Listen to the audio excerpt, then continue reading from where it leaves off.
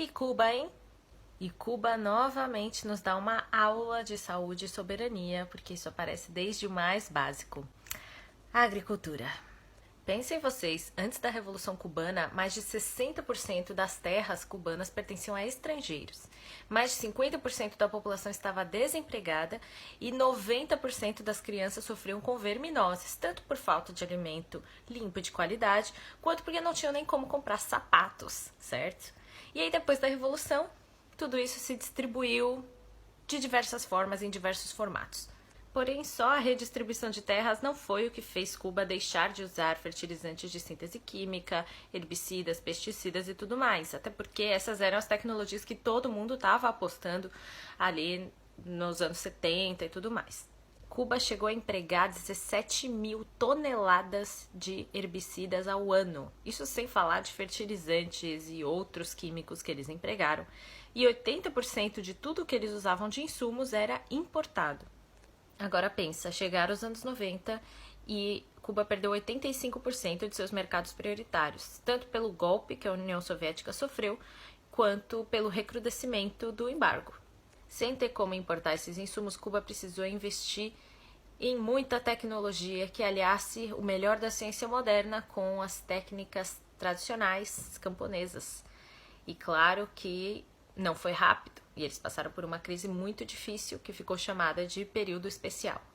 Vale destacar que essa agricultura de insumos e não sei o que não era tão barata assim quando eles punham na ponta do lápis, e ainda por cima trazia tantos impactos que até hoje eles estão tentando reverter alguns. Eles tiveram muita perda de biodiversidade, muito desmatamento, muito desgaste de solos, e eles têm, até hoje, mais ou menos 14% dos solos de Cuba desertificados, ou seja, você não consegue plantar ali.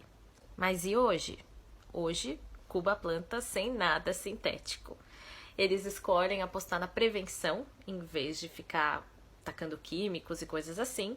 Então, eles criam hortas muito diversas, com diferentes estratificações. Eles fazem controle biológico de pragas, fazem controle mecânico de pragas, para não ter que fazer controle químico. Depois da crise que eles viveram, a agroecologia passou a ocupar também as cidades, os terrenos vazios, as praças, que não estavam servindo para nada. A horticultura urbana ganhou uma força tal que o programa conta com 27 subprogramas que incluem as frutas, as hortaliças, bancos de semente, capacitação dos trabalhadores, ensino nas escolas desde cedo. É tão importante que eles têm curso superior em agricultura urbana. Parte da produção vai alimentar quem trabalhou na horta, parte vai ser comercializada entre as pessoas do bairro e parte vai para os lares de idosos, hospitais, escolas e coisas do tipo. E para viabilizar tudo isso, é claro que o governo fez também esforços midiáticos para comunicar o quão importante é uma alimentação saudável, rica em hortaliças, rica em vegetais saudáveis, o quanto Cuba é única nesse sentido. E isso fez com que as pessoas significativamente procurassem mais desses alimentos, e isso incentivou muito as cooperativas do país. Só na horticultura urbana, mais de 384 mil empregos foram gerados nos últimos anos.